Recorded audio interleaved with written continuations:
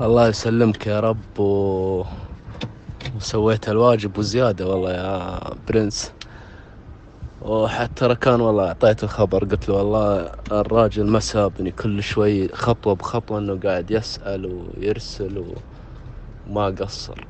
وفعلا أنا سؤالك والله العظيم إنه مكفيني، يعني إني قاعد أتمشى وأنا عارف إنه وراي أخ بيسأل عني وشايل هم كل حاجة. الله يعطيك العافية حبيبي. وبإذن الله أكيد إن لنا رجعة، دي مصر حبيبتنا، وإحنا يمكن لو قال لك ركان يعني إحنا ما نغيب أكثر من 6 شهور يمكن عن مصر، سنة بالكثير، إلا لازم نشم هواها. حبيبي الله يعطيك العافية. وأكيد لو في ناس حبايبنا ويعزون علينا ما راح نتواصل مع أحد غيرك. ما شاء الله تبارك الله عليه. الله يسعدك ويبارك لنا فيك يا حبيبي، ونعم المعرفة ونعم الشرف ان احنا تعرفنا عليك يا حبيبنا الغالي.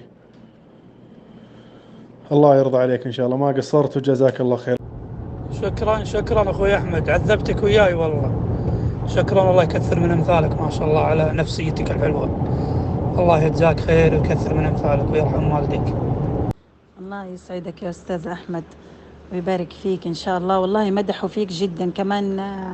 أبو سلطان يعني هو زوج صاحبتي، فشكروا في حضرتك جدا جدا، وقالوا لي يعني نسائهم إنه أرخص من البوكينج، يعني العرض عند حضرتك أرخص من البوكينج. فعلشان كده قالوا لي لا تحجزي بالبوكينج، أحسن كلمة يا أستاذ أحمد ودوني الرقم تبعك. والله يحفظك ويبارك فيك. حبيبي أستاذ أحمد. فعلا. أنا كسبت أخو والله، ما كسبت يعني شخص آخذ منه وواعطي، لا كسبت أخو وحبيب وغالي يعني.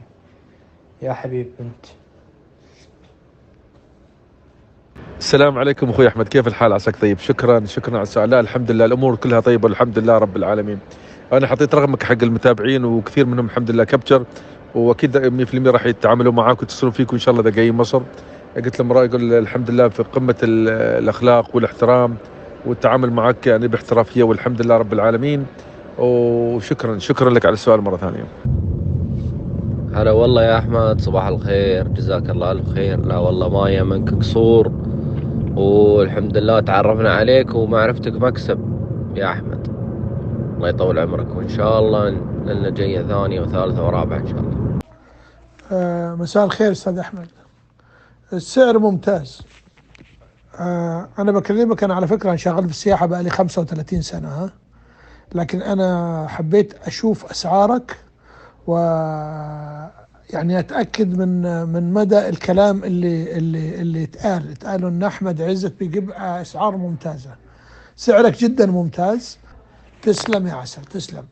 كلك ذوق يا حبيبي.